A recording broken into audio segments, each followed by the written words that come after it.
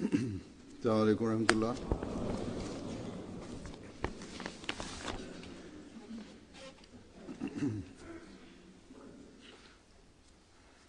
أشهد أن لا إله إلا الله وحده لا شريك له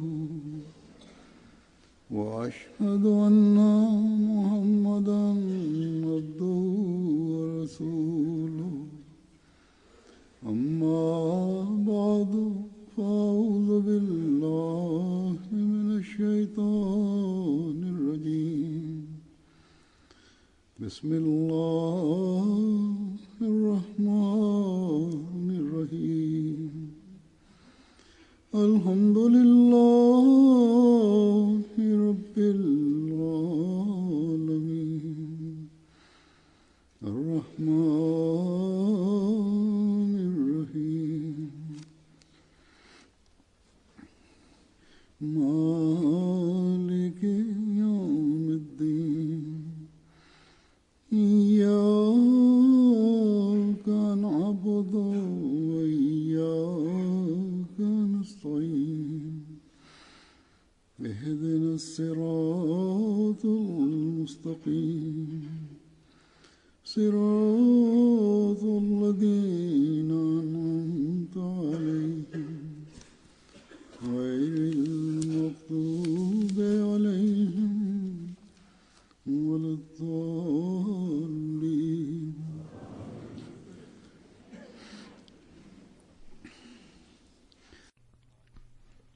Nous sommes aujourd'hui le premier jour de l'an, une nouvelle année qui débute avec le jour béni du vendredi. Selon la tradition, avec le début de la nouvelle année, nous nous souhaitons les uns les autres nos meilleurs vœux pour la nouvelle année. Moi aussi, j'ai reçu des vœux pour la nouvelle année de la part des membres de la Jamaat. Et vous vous souhaitez les uns les autres les meilleurs vœux pour la nouvelle année. En Occident ou dans les pays développés, au cours de la nuit du Nouvel An, on accueille la nouvelle année en s'amusant, en buvant de l'alcool, en sonnant des pétards et avec des feux d'artifice. C'est ainsi qu'on accueille la nouvelle année. Voire dans les pays musulmans, on accueille à présent la nouvelle année par les mêmes moyens. C'est ainsi que hier à Dubaï, il y avait des feux d'artifice et là où les gens suivaient ces amusements, ce spectacle, il y a eu un incendie dans un bâtiment de 63 étages. Un bâtiment qui a été réduit en cendres. Or, on annonçait à la télévision que ce sinistre n'allait pas changer le programme. Ils ont dit que ce sinistre, cet incendie, ne va pas changer le programme et qu'il y aura des feux d'artifice et le spectacle à côté.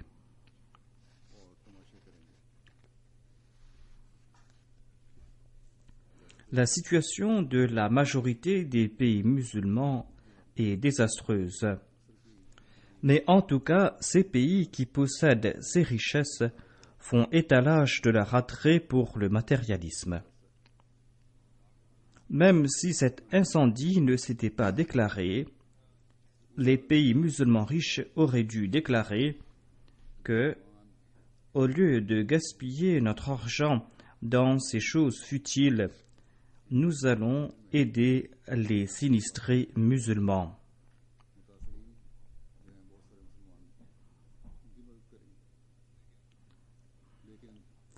Or, ici, ils ont oublié leur enseignement à tel point que, quelques jours de cela, on disait dans les informations que l'on avait placé dans le plus grand hôtel de Dubaï l'arbre de Noël le plus cher au monde, un arbre de Noël qui a coûté environ 11 millions de dollars.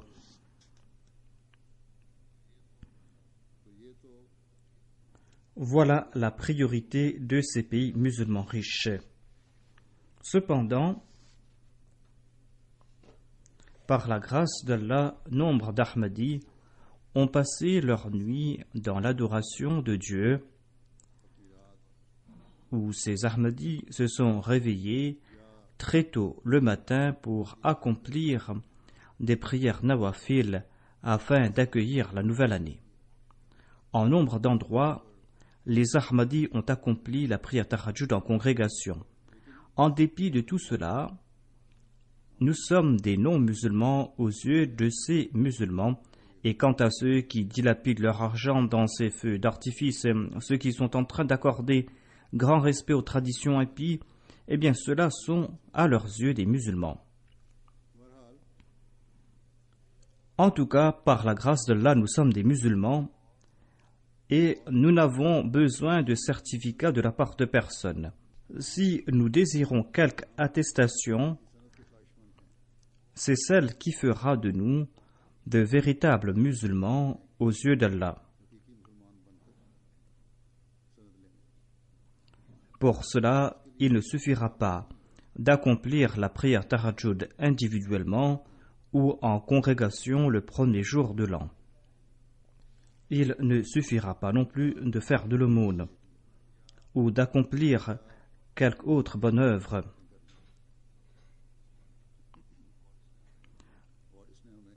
Ce ne seront pas que ces actes qui nous feront mériter le plaisir de Dieu. Certes, ces œuvres méritoires attireront les faveurs divines, mais uniquement lorsqu'il y aura de la constance de notre part. Allah désire voir des œuvres constantes de la part de ses serviteurs. Allah désire qu'ils appliquent ses commandements avec constance. Pour mériter le plaisir divin, ses serviteurs doivent accomplir de bonnes œuvres, la salat, la prière tahajjud, tout en se purifiant le cœur. Et c'est là que Dieu sera content. Une bonne œuvre n'est pas celle qui est accomplie pour un jour ou pour 2 jours uniquement. Nous devons nous demander quelles sont les actions que nous devrons accomplir et quel est le comportement que nous devons adopter afin de mériter le plaisir de Dieu.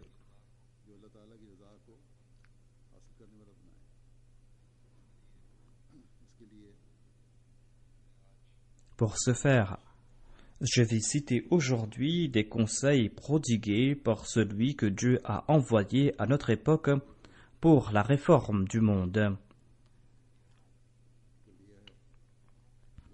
Des conseils qu'il a prodigués à différents moments aux membres de sa communauté afin que nous puissions avec constance et avec continuité chercher le plaisir de Dieu. Voilà les actions qui ne vont pas bénir que le premier jour de l'an. Ce sont des actions qui vont bénir les autres 12 mois de l'année et les autres 365 jours de l'an.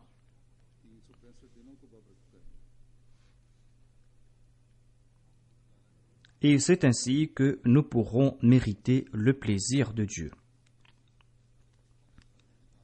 Le Messie promis alayhi salam déclare dans un endroit: étudiez la condition du monde. Notre bien-aimé prophète sallallahu alayhi wa sallam a prouvé par ses actions que sa mort et sa vie ont été consacrées à Dieu. Demandez à un musulman de ce monde s'il est musulman et il va vous répondre Alhamdulillah. Celui qui récite la kalima doit avoir Dieu pour principe directeur dans sa vie. Cependant, ces musulmans vivent et meurent pour ce monde. Ils disent La ilaha illallah, cependant, ils vivent pour ce monde et ils meurent pour ce monde. et cela jusqu'à ce que débutent les affres de l'agonie. Même au moment de la mort, le monde et son objectif, son bien-aimé et son but. Comment pourra-t-il annoncer qu'il est en train de suivre le saint prophète Mohammed sallallahu alayhi wa sallam? C'est là une question qui mérite mûre réflexion et qu'il ne faut pas prendre à la légère. Il n'est point facile d'être musulman. Ne soyez point satisfaits tant que vous n'avez pas généré en vous l'obéissance à l'égard du saint prophète Mohammed lui et tant que vous n'avez pas suivi l'exemple de l'islam. C'est se contenter de l'écorce si l'on se dit musulman sans suivre le saint prophète Mohammed lui.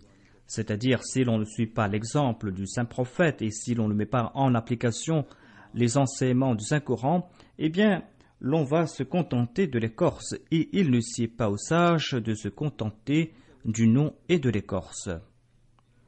Un musulman demanda à un juif d'embrasser l'islam. Le juif lui répondit « Ne te contente pas de porter un titre ». Le juif lui a dit que j'ai donné le nom de Khalid à mon fils et je l'ai enterré avant l'après-midi. Khalid qui signifie celui qui vivra longtemps ou éternellement.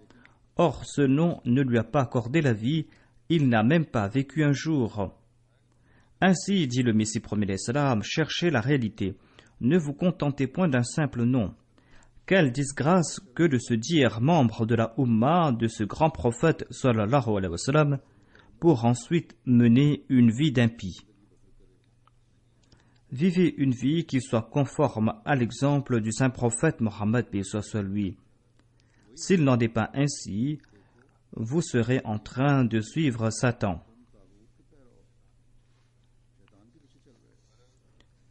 L'on doit comprendre que l'objectif de la vie de l'homme, c'est d'être le bien-aimé de Dieu. Tant que l'on n'est pas le bien-aimé de Dieu, et tant que l'on n'acquiert pas son amour, l'on ne méritera point de succès dans sa vie. Et cela ne sera pas possible tant que l'on ne suit pas à la perfection le saint prophète Mohammed sallallahu alayhi wa sallam. Le saint prophète Mohammed paix soit lui, qui nous a montré ce qu'est l'islam à travers ses œuvres.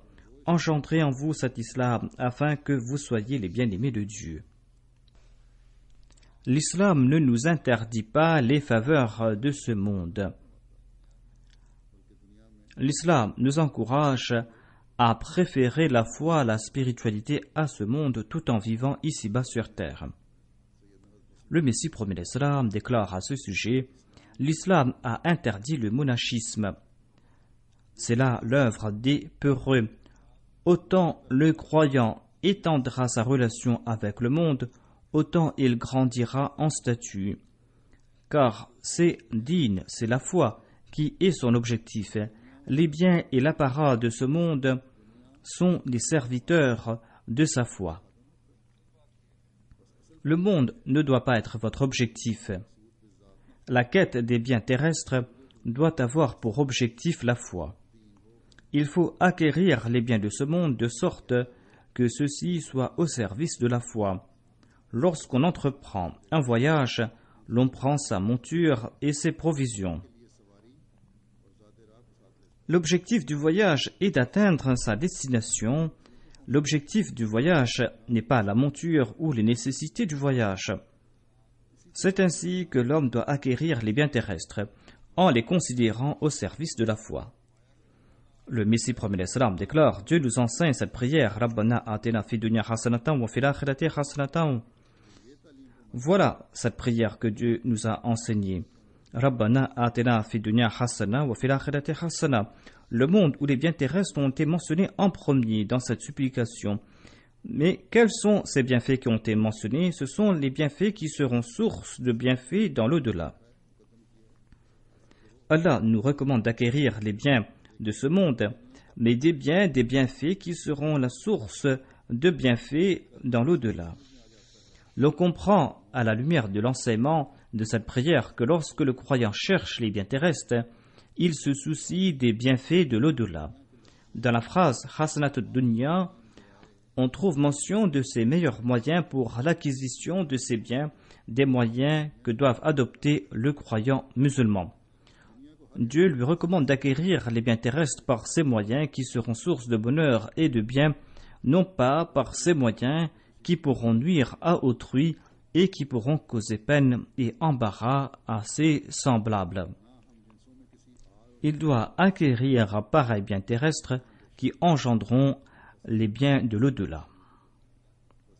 Il nous recommande d'acquérir ces biens d'ici-bas qui ne vont pas causer de la peine aux autres, qui ne pourra causer aucun embarras à nos semblables.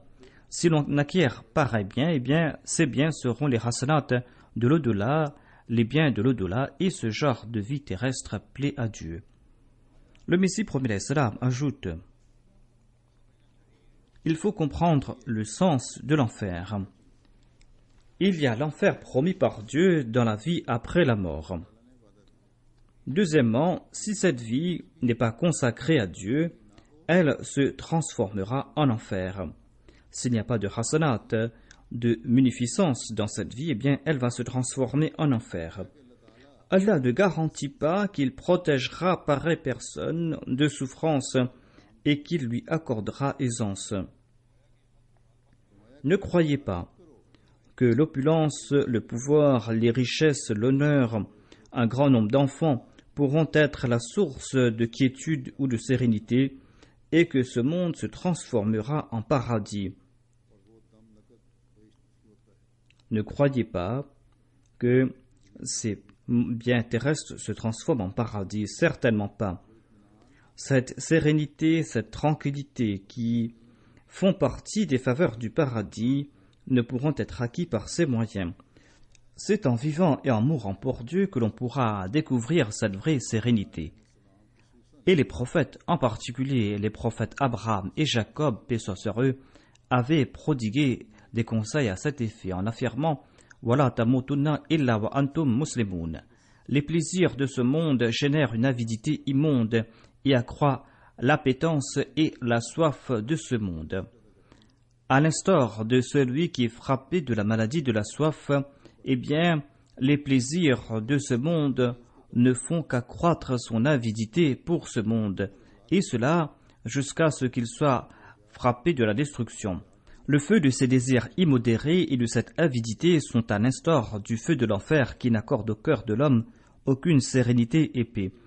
Cette avidité le maintient dans un cercle d'agitation et d'anxiété.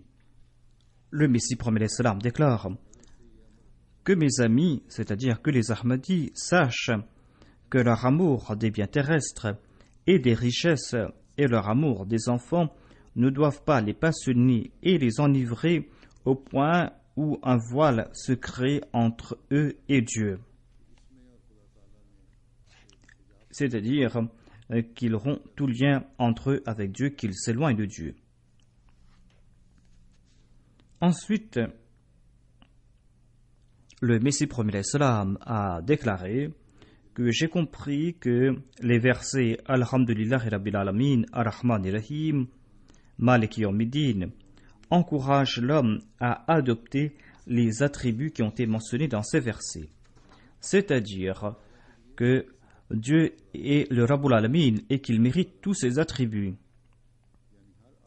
Il est le Rabb de tous les univers, qu'ils soient à l'état cellulaire ou embryonnaire.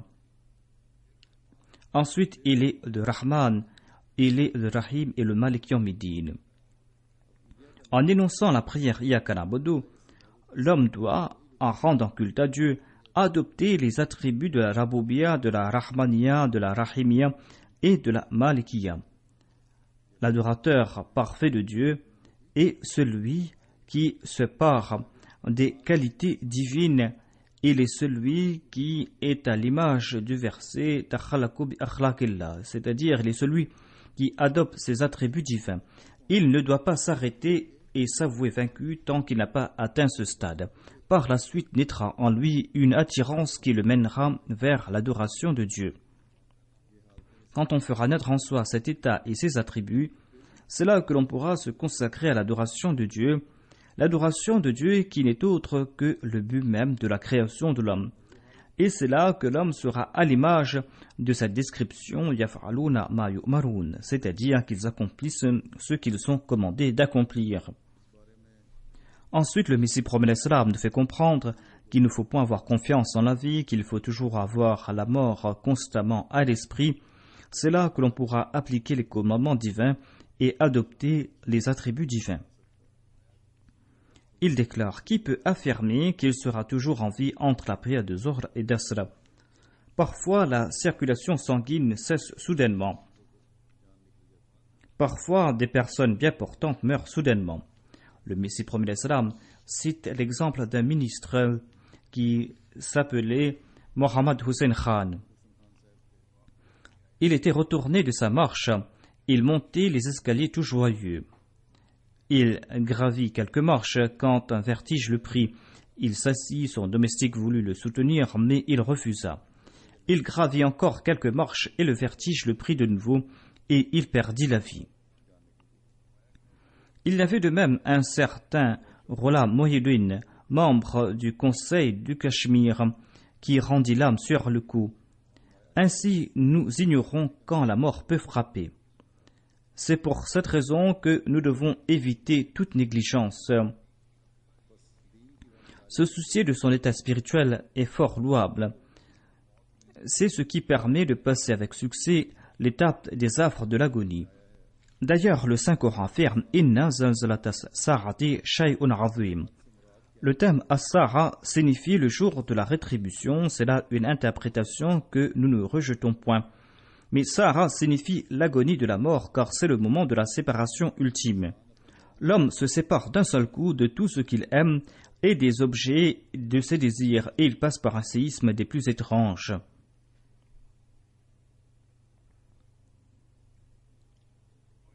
Il se retrouve comme enfermé dans un piège en son fort intérieur. Il sera avantageux à l'homme de se soucier constamment de la mort. Quand on vit ces derniers moments et quand on passe par cet état, eh bien, la chose essentielle, c'est de se soucier de sa mort. Il faut toujours avoir en tête ces derniers moments. Il sera avantageux à l'homme qu'il ait toujours la mort en tête et que le monde et ses attraits ne lui soient pas si chers qu'ils soient cause de souffrance pour lui au moment de la séparation ultime. Quand il aura la mort en tête, c'est là qu'il accomplira de bonnes œuvres. Et c'est là qu'il ne va pas perdre son argent dans des spectacles et qu'il ne va pas perdre aussi son temps dans ses futilités. Et pour assouvir ses désirs immodérés, il ne va pas perdre ni son temps ni son argent. En évoquant les changements purs que l'on doit apporter en soi, le Messie premier l'Islam déclare: ne vivez pas dans l'insouciance, consacrez-vous à la prière et à l'istighfar, et apportez en vous un changement pur. Ce n'est plus le moment de se vautrer dans la négligence. L'âme de l'homme lui donne de faux espoirs, le faisant croire qu'il vivra longtemps. Considérez la mort comme étant proche. Dieu existe. Celui qui, faisant preuve d'injustice, accorde à autrui les droits qui reviennent à Dieu mourra dans l'ignominie. On trouve mention de 3 groupes dans la sourate Al-Fatiha. Et l'homme connaîtra à présent l'un de ces 3 états. Ceux qui ont été mentionnés en dernier sont maintenant en avant, c'est-à-dire les Dwalin. Dwalin a été mentionné en dernier dans la sourate Al-Fatiha, mais en expliquant l'état des musulmans, le Messie premier l'Islam déclare que maintenant les Dwalin sont en tête de liste. Le Messie premier l'Islam explique: à une époque, lorsqu'un musulman s'apostasiait, c'était une calamité pour les autres musulmans. À notre époque, 2 millions de musulmans se sont convertis au christianisme pour sombrer dans l'impureté. En abandonnant l'islam, ils sont tombés dans l'impureté. Au lieu de ressentir cet état d'impureté, ils sont en train d'insulter celui qui est pur, c'est-à-dire le saint prophète Mohammed sallallahu alayhi wa sallam. Ensuite, le Messie premier l'Islam déclare: la peste expose l'état de ceux qui se sont attirés la colère. La peste est une calamité. Elle touche ceux qui sont frappés du courroux divin. Aujourd'hui, il y a ces calamités à l'instar de ces tempêtes, de ces tremblements de terre et différentes calamités. Si l'on y réfléchit, l'on constatera qu'on est en train de s'attirer la colère de Dieu. Et ce sont ces calamités qui, en fin de compte, poussent l'homme vers Dieu afin qu'il se prosterne davantage devant Dieu, afin qu'il évite sa colère. Ensuite, on trouve mention de ceux qui ont été récipiendaires des faveurs divines. D'après une loi ancienne de Dieu, lorsqu'il empêche une nation de commettre une action, eh bien, il y a un groupe dans ce peuple qui brave cet interdit. Dans le Saint-Coran, Allah interdit certaines actions. Allah demande aux hommes de ne pas accomplir telle ou telle action. Cela signifie que les gens vont commettre cette transgression. Allah donne des avertissements et affirme que l'on sera puni si l'on commet telle transgression. Montrez-moi une nation à qui Dieu avait interdit une action quelconque et qu'elle ne l'a pas commise. Lorsque Dieu a interdit une action à une nation, bien cette nation a commis cette action. Dieu avait interdit aux Juifs d'interpeller la Torah et la Bible. Cependant, ils l'ont fait. Dieu n'a pas déclaré dans le Saint-Coran que les musulmans ne doivent pas interpeller le Coran. Il a par contre déclaré « Inna nahnu nazal dhikra wa inna lahu lahafidhun ». Ainsi, consacrez-vous à la prière afin qu'Allah vous fasse entrer dans le groupe de ceux qui ont été récipiendaires des faveurs divines. Il faudra prier constamment en ce sens et ne pas se contenter de le faire à une ou deux reprises. C'est grâce à la taqwa que l'on pourra apporter en soi des changements purs et se soucier de l'au-delà. Et c'est la taqwa qui accordera du succès à l'homme dans l'au-delà. Le Messie premier l'Islam déclare à ce sujet: Allah se manifeste à ceux qui possèdent la taqwa. Ils sont sous l'ombre de Dieu. Or, la taqwa doit être sincère. Il ne faut point que Satan y ait une part, car Allah déteste le shirk. Si Satan en a une part, Allah déclare que tout appartient à Satan. Les bien-aimés de Dieu endurent des souffrances en raison de la sagesse divine. Les bien-aimés de Dieu endurent des souffrances et passent par des moments d'inquiétude, mais c'est en raison de la sagesse de Dieu. Sinon, même si le monde entier se liguait contre eux, ils ne pourront leur toucher un seul brin de cheveux, car ils sont venus servir d'exemple au monde. Ainsi, il était essentiel qu'ils laissent leur exemple, l'exemple de ceux qui endurent ces souffrances dans la voie de Dieu. Sinon, Allah affirme que l'œuvre qui le déplaît le plus, c'est de prendre la vie d'un de ses bien-aimés. Allah ne désire pas que ses amis souffrent, il ne désire pas qu'il leur donne la mort. Cependant, les amis de Dieu endurent des souffrances par nécessité et en raison de cette sagesse divine. C'est là une œuvre méritoire de leur part, car cela met en exergue leur excellence. Lorsqu'ils endurent peine et souffrance, ils ne se lamentent pas, ces peines mettent en exergue leur excellence. Les souffrances qu'endurent les prophètes et les amis de Dieu ne sont point l'expression du châtiment de Dieu ou de la colère divine. Les prophètes font montre de leur courage en passant par ces épreuves. Dieu ne nourrissait aucune animosité à l'égard de l'islam. Cependant, lors de la bataille d'Uhud, le saint prophète Mohammed paix soit lui se retrouva tout seul sur le champ de bataille. La raison de cet événement était de mettre en exergue le courage du saint prophète Mohammed sallallahu alayhi wa sallam. Le saint prophète Mohammed sallallahu alayhi wa sallam était tout seul face à 10 000 soldats ennemis. Il a déclaré: je suis le prophète d'Allah. Aucun autre prophète n'a eu l'occasion de laisser pareil exemple. Les membres de ma Jamaat ne doivent pas s'enorgueillir du fait qu'ils accomplissent la prière, le jeûne et qu'ils évitent les péchés importants à l'instar de l'adultère, du vol, etc. Ceux qui n'appartiennent pas à la communauté, même les polythéistes, ne commettent pas certains de ces péchés. Parmi les mouchriks, les polythéistes, il y a ceux qui accomplissent de bonnes œuvres et qui possèdent de hautes qualités morales. La question de la taqwa est plus subtile. C'est la taqwa qu'il faudra acquérir. Implantez dans vos cœurs la grandeur de Dieu. Les œuvres qui contiennent la moindre once d'ostentation seront rejetées par Dieu. Être muttaqi n'est pas chose facile. Par exemple, si quelqu'un vous accuse à tort d'avoir volé son stylo, eh bien pourquoi allez-vous vous mettre en colère? Si quelqu'un vous accuse à tort d'avoir volé son stylo, eh bien pourquoi allez-vous vous mettre en colère? C'est pour la cause de Dieu que tu vas éviter en pareille occasion la colère. Si tu évites la colère en pareille occasion, c'est pour la cause de Dieu. Tu t'es mis en colère pour la seule raison que tu n'avais pas de relation avec Dieu. C'est parce que tu n'avais pas de relation avec Dieu que tu t'es mis en colère dans une situation pareille. Si l'on se souvient de Dieu, eh bien, l'on ne se mettra pas en colère pour rien. Quand on se souvient de Dieu, l'on ne se mettra pas en colère pour rien. Tant que l'homme ne traverse pas par plusieurs morts, il ne pourra être muttaqi. Les miracles et les révélations sont les branches de la taqwa. La chose essentielle, c'est la taqwa. La chose essentielle, c'est la taqwa. Ne soyez point en quête des révélations et des rêves.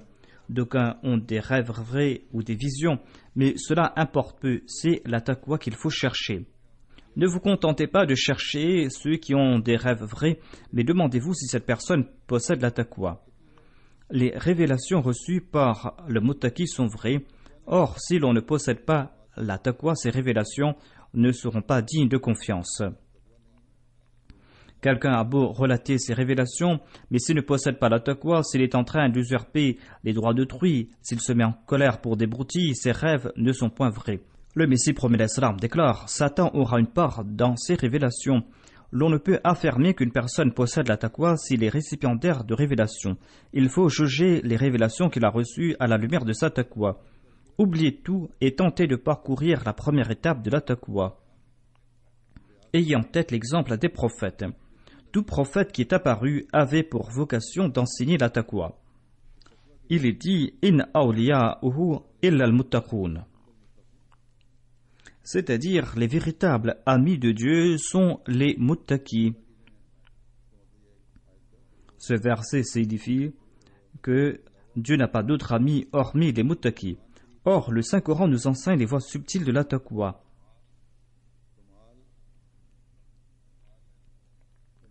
Le prophète parfait exige que sa nation soit parfaite. Étant donné que le saint prophète était parfait, eh bien sa nation doit être parfaite. Étant donné que le saint prophète Mohammed, paix soit sur lui, était le Khatamun Nabiyyin, le sceau des prophètes, sallallahu alayhi wa sallam, le prophétat est arrivé à sa perfection par son entremise. Il est devenu le sceau des prophètes, étant donné que toutes les excellences de la Naboua sont arrivées à la perfection en sa personne. Celui qui désire plaire à Dieu, celui qui désire voir des miracles, doit adopter des habitudes extraordinaires. Ceux qui sont les suivants du Khatam an-Nabiyyin doivent atteindre les normes les plus excellentes de la taqwa.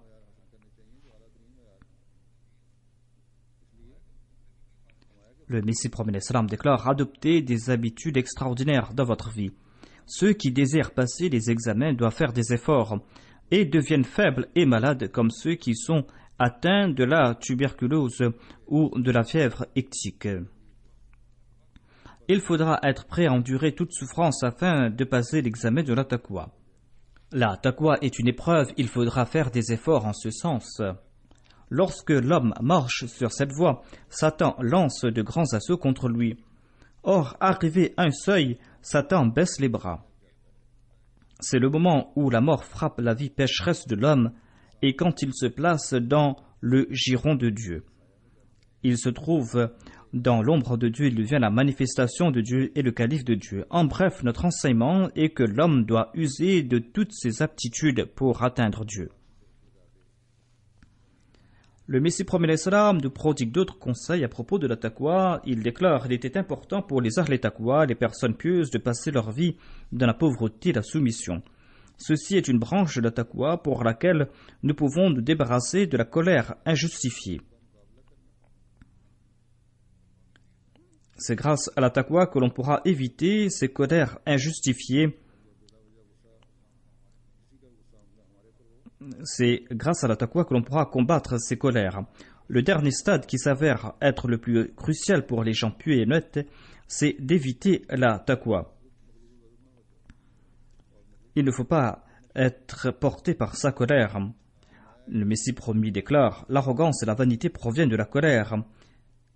L'arrogance et la vanité proviennent de la colère. Et inversement, la colère est quelquefois une conséquence de l'arrogance et de la vanité. Si l'on a l'arrogance et la vanité, l'on va se mettre en colère. Pour un rien, on va se mettre en colère.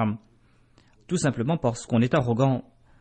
La colère est engendrée lorsque l'homme donne préséance à son nafs, à son moi sur celui de l'autre. Je ne désire point, dit le Messie promet l'Islam, je ne désire point que les membres de ma Jamaat se considèrent les uns les autres inférieurs ou supérieurs, ou qu'ils soient hautains ou méprisants envers autrui. Dieu sait qui est grand, qui est petit. Pareille pensée sente le dédain, et j'ai peur que ce mépris, à l'instar d'une graine, ne pousse et n'engendre la destruction de son auteur. Celui qui se considère supérieur signifie tout simplement qu'il est méprisant, qu'il est hautain à l'égard d'autrui. Et ce mépris sera cause de sa destruction. Certains traitent avec grande courtoisie les grands de ce monde. Ils honorent les grands de ce monde, mais grand est celui qui écoute en toute humilité les paroles de l'humble, qui écoute avec humilité les paroles de l'humble, et qui accorde de l'importance à ses propos, et qui ne blesse pas ses sentiments. Allah affirme à ce sujet: Wala tanabazu bil alqab. Bi'sa ismul fusuq ba'da l'iman. Wa man lam yatub fa ulaika humuz zalimun.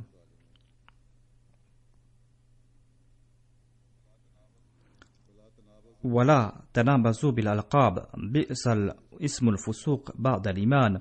Wa man lam yatub fa ulaika humuz zalimun. Ne vous diffamez pas les uns les autres, car cette action sied aux pécheurs. Celui qui méprise autrui ne mourra pas avant d'avoir été frappé lui-même du mal dont il accuse. Ne méprisez pas vos frères. Étant donné que vous vous désaltérez tous à la même source, comment savoir qui en boira davantage? Le plus honorable n'est pas défini par les principes de ce monde. Le plus grand aux yeux d'Allah est celui qui est le plus muttaqi. Ceci est énoncé dans le verset « Inna akramakum indallahi atqakum, inna allaha alimun khabir ». En prodiguant d'autres conseils aux membres de la Jamaat, le Messie promis alayhi salam déclare: Allah n'a point accordé tant d'aptitude à l'homme afin qu'il les galvaude. C'est en les utilisant à bon escient et en toute équité qu'il pourra faire épanouir ses aptitudes. Il faudra qu'il utilise ses aptitudes à bon escient et en toute équité, et c'est là qu'il pourra faire épanouir ses aptitudes. C'est là qu'il pourra affiner davantage ses aptitudes. C'est pour cette raison, dit le Messie promet l'Islam, que l'Islam ne préconise pas l'ablation des capacités viriles de l'homme ou celles des yeux. Il préconise de les utiliser à bon escient afin de se purifier l'âme. Dieu n'a pas accordé les capacités sexuelles ou les yeux afin de les utiliser à mauvais escient. Et Dieu nous a demandé d'utiliser ces aptitudes à bon escient. Si vous allez les utiliser à bon escient, eh bien vous allez vous purifier l'âme. Tout comme Allah déclare Qad aflahal mu'minun. Dans ces versets, Dieu a décrit la vie du muttaqi et a déclaré à la fin que wa ulaika humul muflihun, c'est-à-dire les muttaqis sont ceux qui auront du succès. Ceux qui marchent sur les voies de la taqwa croient dans l'invisible. Leur swala chancelle, mais ils relèvent leur swala. Beaucoup affirment qu'ils n'arrivent pas à se concentrer dans la prière. La prière de beaucoup de personnes chancelle, mais on doit relever ces prières. Les muttaqis sont ceux qui dépensent de ce que Dieu leur a accordé.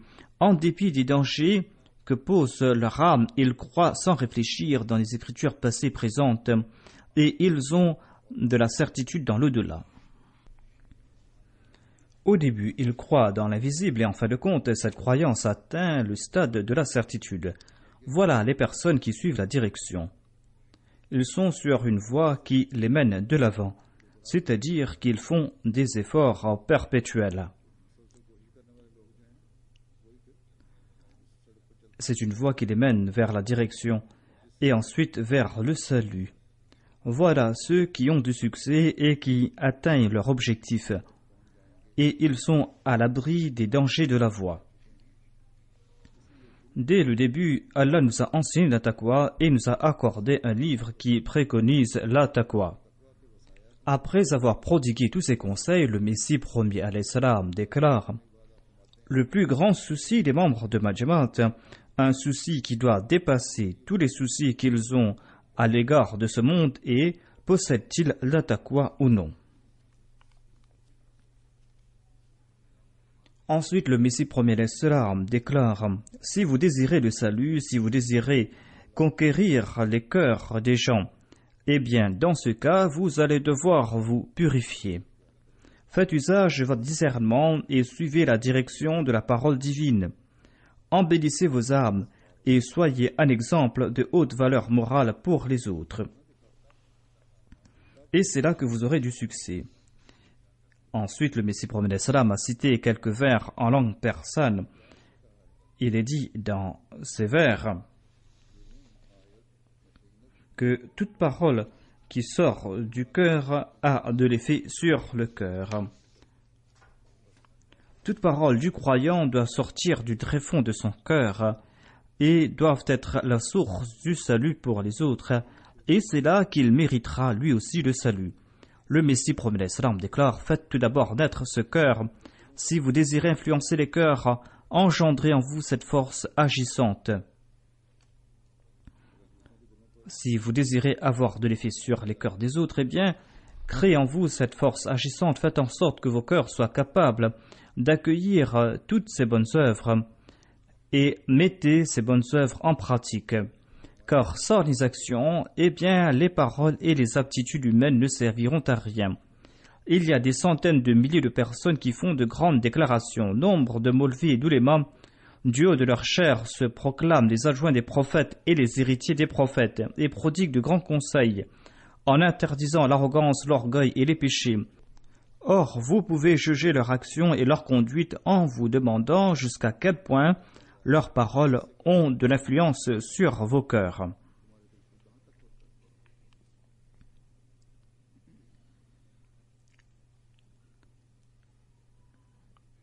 Le Messie premier alayhi salam nous conseille d'agir en premier. Ensuite, il déclare: s'il y avait des personnes qui sont capables d'entreprendre des actions avant d'agir, avant de prodiguer des conseils, eh bien, il n'aurait pas été nécessaire au Saint-Coran de déclarer: lima taquluna ma la taf'alun. Ce verset nous explique qu'il existait ceux qui ne mettaient pas en pratique les conseils qu'ils prodiguaient aux autres et qu'il y en aura d'autres à l'avenir. Si l'on doit mettre en pratique les commandements de Dieu, il faudra réfléchir à ce propos. Nous devrons en premier accomplir notre analyse de conscience. Chacun d'entre nous doit accomplir cette analyse de conscience. C'est un conseil fondamental que doivent avoir à l'esprit les titulaires de poste en premier. Ces titulaires de poste qui souhaitent que les autres se réforment et qui leur prodiguent des conseils.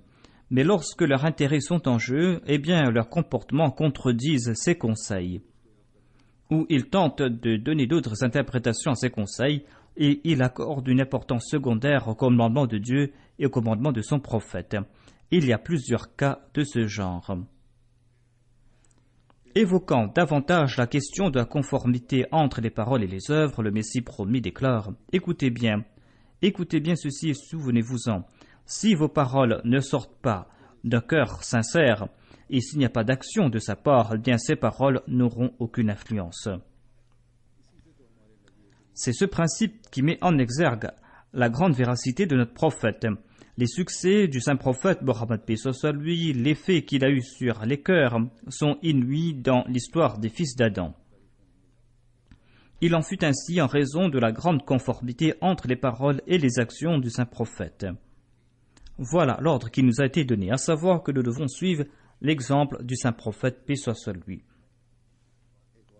Le Messie promet l'Islam de prodigue un autre conseil qui s'applique à ceux qui, au sein de la Jamaat, ont fait de grandes études. C'est aussi un conseil important pour les parents ainsi que pour les jeunes qui sont en train de poursuivre de grandes études. Le Messie promet l'Islam déclare: une autre grande calamité a frappé les intellectuels d'aujourd'hui. Cette calamité est qu'ils n'ont aucun intérêt à accroître leur connaissance religieuse. Ils ne se soucient pas de cette connaissance religieuse et quand ils lisent des objections d'un astronome ou d'un philosophe, ils commencent à entretenir des doutes à propos de l'islam. S'ils lisent les écrits, les objections d'un astronome ou d'un philosophe à propos de Dieu ou de la religion, eh bien, ils commencent à entretenir des doutes à propos de l'islam, ces musulmans. Et c'est là qu'ils se convertissent au christianisme ou deviennent des athées. Leurs parents commis à leur encontre un grand crime. Ils ne leur accordent pas le moindre moment pour leur enseigner cette connaissance religieuse. Et dès le début, ils les impliquent dans des activités qui les privent de l'effet sanctifiant de la foi. Les parents doivent se soucier de leurs enfants et les jeunes en particulier doivent accroître leur connaissance religieuse. Au sein de la Jamaat Ahmadiyya, par la grâce de Dieu, nous avons des commentaires du Saint-Coran et de la littérature. Toute cette littérature est disponible et si on étudie tout cela, on pourra facilement se débarrasser de ses doutes et de ses objections. Ensuite, le Messie promet l'Islam évoque l'entente et l'affection. Il déclare: j'ai longuement évoqué l'entente et l'affection qui doivent régner au sein de la Jamaat. Soyez unis. Soyez unis, c'est ce qu'Allah conseille aux musulmans. Soyez un seul corps, sinon vous allez perdre votre vigueur. La raison de se tenir épaule contre épaule lors de la Salah est d'engendrer cette unité parmi les croyants. À l'instar d'un courant électrique, les sentiments sont transmis d'une personne à une autre. Si la mésentente et désunion, il y aura mauvaise fortune. On ne pourra pas atteindre notre objectif s'il y a de la mésentente. C'est pour cette raison qu'il faudra mettre fin à toute mésentente, qu'il faudra qu'il y ait l'unité. Le saint prophète nous demande de nous aimer les uns les autres et de prier pour autrui dans l'invisible. L'amour mutuel entre les croyants requiert que vous priez pour ceux que vous connaissez, ceux que vous ne connaissez pas, et de prier dans le secret pour les autres. Quand dans le secret l'on suppliera Dieu en faveur de ses frères, les anges répondront qu'il en soit ainsi pour toi aussi. Si l'on est en train de prier pour les autres, eh bien les anges vont prier qu'il en soit ainsi pour toi aussi. Si ces prières ne sont pas exaucées, celles des anges le seront certainement. Je vous conseille vivement de mettre de côté toute dissension. Je suis venu accomplir deux buts, déclare le Messie promet l'Islam. Le premier est de vous inciter à vous consacrer à Dieu. Le deuxième est pour que vous éprouviez de la sympathie pour autrui. Montrez un tel exemple d'unité qui sera un miracle pour les autres. C'était le seul argument des compagnons du saint prophète. Kuntum a'da'an fa'allafa bayna qulubikum, déclare le Saint-Coran. Sachez que l'harmonie est un miracle en soi. Tant que vous n'aimez pas pour votre frère ce que vous aimez pour vous-même, vous ne serez pas dans ma Jamaat.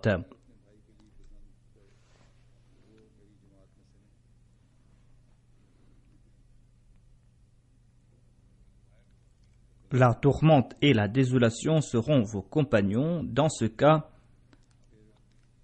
ensuite le Messie promet l'Islam déclare: grâce à moi, Inch'Allah, une Jamaat naîtra dans laquelle régnera l'harmonie. Quelles sont les raisons de l'antipathie? C'est l'avarice, l'arrogance, la prétention, les sentiments pernicieux. Je débarrasserai ma communauté de ceux qui en sont coupables. Avec peine, le Messie promet l'Islam déclare que je vais débarrasser ma Jamaat de ceux qui sont avares, de ceux qui sont arrogants, de ceux qui sont prétentieux. Le Messie promet l'Islam déclare: je débarrasserai ma communauté de ceux qui ne maîtrisent pas leurs émotions et qui ne peuvent coexister dans l'affection. Ceux qui agissent ainsi ne sont que des invités de quelques jours. Je ne veux point prendre sur moi des reproches à cause d'un autre. Celui qui se joint à ma communauté, mais dont la conduite n'est pas à la hauteur de mes attentes, ressemble à une branche sèche. Si le jardinier ne taille pas, elle absorbera l'eau, à l'instar des branches vertes, sans pour autant retrouver sa vivacité. Au contraire, elle asséchera les autres branches. Celui qui ne se réforme pas doit vivre dans la crainte, car il ne sera point en ma compagnie. Que l'on connaisse l'état externe d'une personne ou pas, celui qui se montrera faible ne profitera pas des conseils du Messie promet l'Islam et des prières qu'il a faites en faveur de sa communauté. Il faudra beaucoup réfléchir à ce sujet. Allah déclare dans le Saint-Coran, dit le Messie promet l'Islam, وَجَعِلُ الَّذِينَ اتَّبَعُوكَ فَوْقَ الَّذِينَ كَفَرُوا إِلَى يَوْمِ الْقِيَامَةِ. Cette promesse emplie de réconfort a été donnée. Cette promesse emplie de réconfort a été donnée à Jésus, fils de Marie. Ce verset signifie: je mettrai ceux qui te suivent au-dessus des mécréants jusqu'au jour de la résurrection. Le Messie promet l'Islam déclare que certes cette promesse a été faite à Jésus, fils de Marie. Mais je vous annonce la bonne nouvelle que Dieu a utilisé les mêmes paroles en faveur de celui qui allait porter le nom du Messie, Jésus, fils de Marie.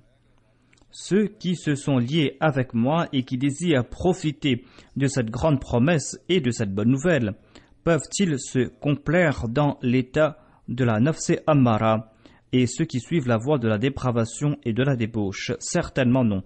Ceux qui estiment à sa juste valeur la promesse divine et qui ne dédaignent pas mes propos comme des temps des fables et les légendes, qu'ils se souviennent que cette relation n'en est pas une d'ordinaire. Elle est d'une grande importance et ne se confine pas à ma personne. C'est une relation qui mène jusqu'à celui qui a noué ce lien entre moi et l'homme parfait, celui qui avait apporté au monde l'esprit de la vérité et de la droiture. J'affirme que s'il n'était question que de ma personne, je ne m'en soucierais guère et je n'aurais aucune crainte à ce sujet. Mais cela ne se limite pas à ma personne. L'effet de ces actions atteindra le saint prophète Mohammed, paix soit lui, et Dieu. De ce fait, écoutez avec attention ceci. Si vous désirez profiter de cette bonne nouvelle, souhaitant qu'elle s'applique à vous, si vous désirez remporter une grande victoire, cette grande victoire sur les mécréants jusqu'au jour de la résurrection, alors sachez qu'il sera impossible tant que vous ne sortez pas de l'état de l'awwama pour atteindre celui de mutma'inna. Je n'ajoute pas davantage que vous êtes lié à celui qui se dit l'envoyé de Dieu. Écoutez ces paroles avec les oreilles de votre cœur et soyez toujours prêts à traduire ces conseils dans la pratique. Agissez ainsi afin que vous ne soyez pas de ceux qui, ayant accepté le prophète, tombent dans la turpitude et de l'incroyance, s'invitant ainsi le châtiment éternel. Évoquant les conditions pour l'acceptation des prières, le Messie promet l'Islam déclare: Sachez très bien qu'il y a certaines conditions qui régissent l'acceptation des prières. Certaines de ces conditions concernent ceux qui prient pour les autres et d'autres conditions concernent ceux qui font des requêtes de prière aux autres.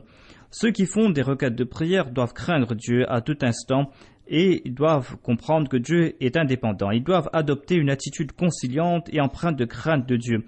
Ils doivent, grâce à leur taqwa et leur conduite, plaire à Dieu. Et c'est là que la porte de l'exaucement des prières s'ouvriront à eux. S'ils courroucent Dieu, si leurs relations s'enveniment avec Dieu et que la guerre s'installe entre eux, eh bien leur méchanceté, leurs péchés seront des obstacles dans la voie de l'exaucement des prières en leur faveur, et la porte de l'exaucement des prières sera fermée pour eux. Ainsi, il incombe à mes amis de ne point laisser partir en vain mes prières et de ne pas placer des obstacles sur la voie de l'exaucement de ces prières, des obstacles qui noteront de leur comportement indigne. Le Messie promet l'Islam déclare que mes suivants adoptent la voie de la taqwa car celle-ci est le résumé de la charia. La taqwa comporte plusieurs étapes, plusieurs stades. Le cœur de la charia, c'est la taqwa. La taqwa comporte plusieurs stades et étapes. Si le chercheur est sincère et qu'il parcourt la première étape avec constance et sincérité, eh bien, il atteindra un niveau très élevé en raison de sa droiture et de sa sincérité. Allah déclare « Innama yataqabbalu Allah minal muttaqin » Innama yataqabbalu Allahu minal muttaqin. Allah exauce les prières des muttaqis. C'est là une promesse divine. Et Allah ne brise pas ses promesses. Tout comme il l'affirme, Inna Allaha la yukhliful mirad. La taqwa est une condition sine qua non de l'exaucement des prières. N'est-il pas un sot et un naïf celui qui est négligent et dissipé et qui s'attend à ce que ses prières soient exaucées? Il incombe de ce fait aux membres de Majamat de marcher sur les voies de la taqwa afin qu'ils puissent goûter aux délices de l'exaucement de leurs prières, afin qu'ils grandissent aussi dans leur foi. Ne croyez pas qu'il suffit de prêter allégeance afin de plaire à Dieu. C'est l'enveloppe qui cache le noyau. Il en est de même dans la nature. Le noyau des fruits est entouré d'une peau. L'enveloppe n'est d'aucune utilité, c'est le noyau qui est le but. Certains fruits sont privés de noyau, à l'instar de ces œufs qui n'ont ni blanc ni jaune, et qui ne servent à rien et qui finissent à la poubelle. Sauf que un enfant pourra jouer avec cet œuf pour quelques minutes. Si quelqu'un affirme avoir accompli la baïra, et qu'il se dit croyant quand en réalité il est dépourvu de l'essence de ces deux actions, il doit se faire des soucis, car à l'instar de cet œuf, dont il ne subsiste que la coque, il pourra se briser en 1000 morceaux à la moindre secousse et finir à la poubelle. Celui qui affirme avoir accompli la baïra doit se demander s'il possède la foi ou s'il n'est que l'enveloppe.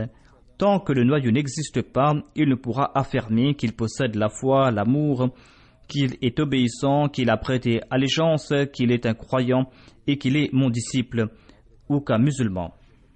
Sachez que l'enveloppe n'a aucune valeur aux yeux de Dieu sans le noyau. Sachez aussi que la mort peut frapper à n'importe quel moment, mais il est certain que vous allez mourir.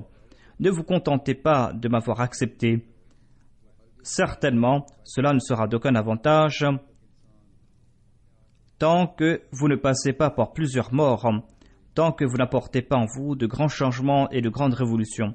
Tant que l'on n'agit pas ainsi, l'on ne pourra pas atteindre l'essence de l'humanité.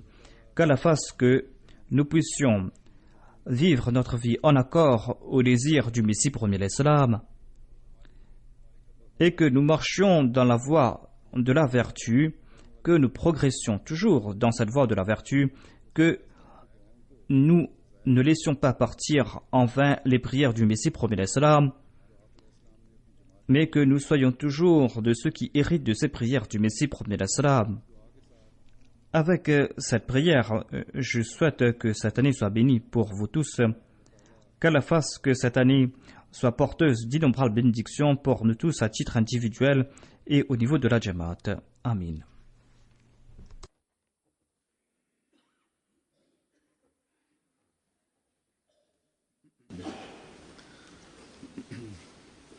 الحمد لله نحمده ونستعينه ونستغفره ونؤمن به ونتوكل عليه ونعوذ بالله من شرور أنفسنا ومن سيئات أعمالنا من يهده الله فلا مضل له ومن يضلل فلا هادي له ونشهد أن لا إله إلا الله ونشهد أن محمدا عبده ورسوله عباد الله رحمكم الله إن الله يأمر بالعدل والإحسان وإيتاء ذي القربى وينهى عن الفحشاء المنكر والبغي يعظكم لعلكم تذكرون اذكروا الله يذكركم وادعوه يستجب لكم ولذكر